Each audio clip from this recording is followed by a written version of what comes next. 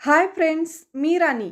आज मी आपल्याबरोबर स्पंज डोसा ही recipe share करते। यासाठी एक छोटा बाउल उडदाची डाळ घेतली आहे। बाउल छोटा किंवा मोठा कोणताही घेऊ शकता। एकाच बाउलनी मेजरमेंट घ्यायचं आहे। 3 बाउल तांदूळ घेते। तुमच्याकडे ज्या प्रकारचे तांदूळ अवेलेबल असतील ते वापरू शकता। भरपूर पाणी घालून स्वच्छ धुवून घ्यायचं आहे। 2 ते 3 वेळा स्वच्छ धुवून घ्यायचं आहे आणि त्यानंतर पुन्हा गरम पाणी घालून 7 ते 8 तासांसाठी कव्हर करून असंच ठेवून द्यायचं आहे। गरम पाणी घातल्यामुळे पीठ फर्मेंट व्हायला छान मदत होते, त्याच्यामुळे गरम पाणी वापरायचं आहे। डाळ सुद्धा 2 ते 3 वेळा धुवून घ्यायची आहे। एक छोटा चमचा मेथी दाणे ॲड करते आहे। भरपूर पाणी घालून स्वच्छ धुवायचं आहे।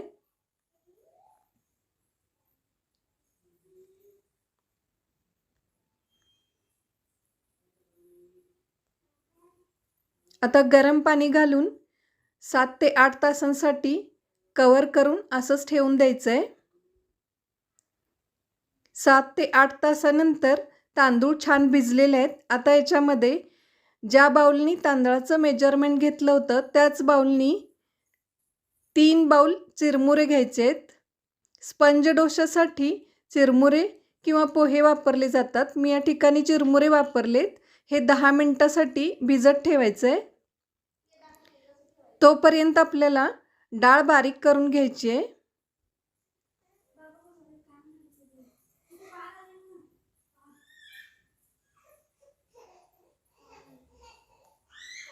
डाळ सुद्धा छान भिजलेली आहे। आता हे आपल्याला मिक्सरवर बारीक करून घ्यायचं आहे। मिक्सरवर बारीक करत असताना डाळीबरोबर थोडंसं पाणी पण ॲड करायचं आहे, पण मर्यादित प्रमाणातच ॲड करायचं आहे। पाणी जास्त झालं तर पीठ पातळ होतं।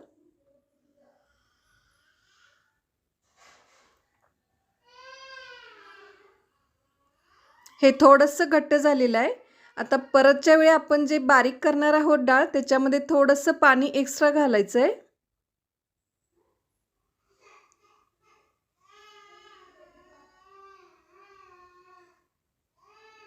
तर अशा पद्धतीनं डाळ बारीक करून घ्यायची आहे आणि त्यानंतर चिरमुरे सुद्धा छान भिजलेले आहेत, हे सुद्धा बारीक करून घ्यायचं आहे।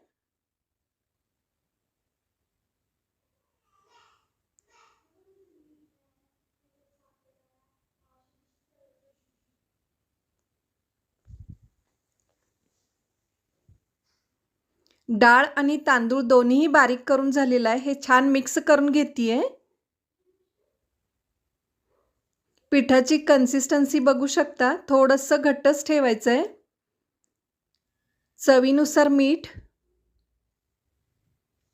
1 मोठा चमचा तेल घालते आहे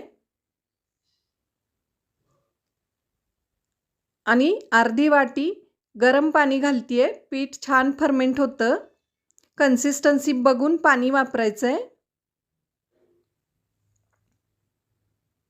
उन्हाळ्याच्या दिवसात जर डोसा करत असाल तर उष्णता ऑलरेडी असते, त्याच्यामुळे पीठ फर्मेंट होण्यासाठी फारसे प्रयत्न करावे लागत नाही आहेत।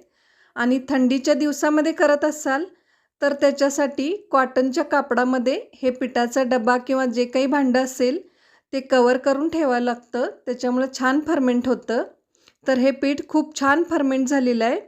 हे बघा, बबल्स किती छान आलेले आहेत।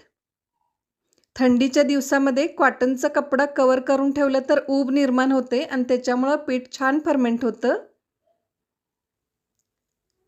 कन्सिस्टन्सी चेक करायची आहे। गरज वाटली तर या स्टेपला थोडंसं गरम पाणी सुद्धा ॲड करू शकता।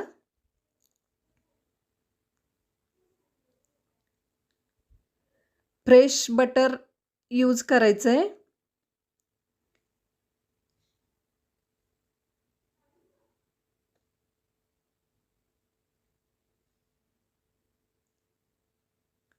तर स्पंज डोसा तयार झालेला आहे। भाजी आणि नारळाची चटणी ही रेसिपी सुद्धा मी शेअर करते आहे। व्हिडिओ शेवटपर्यंत नक्की बघा। रेसिपी आवडली तर लाईक करा, शेअर करा, सबस्क्राईब करा।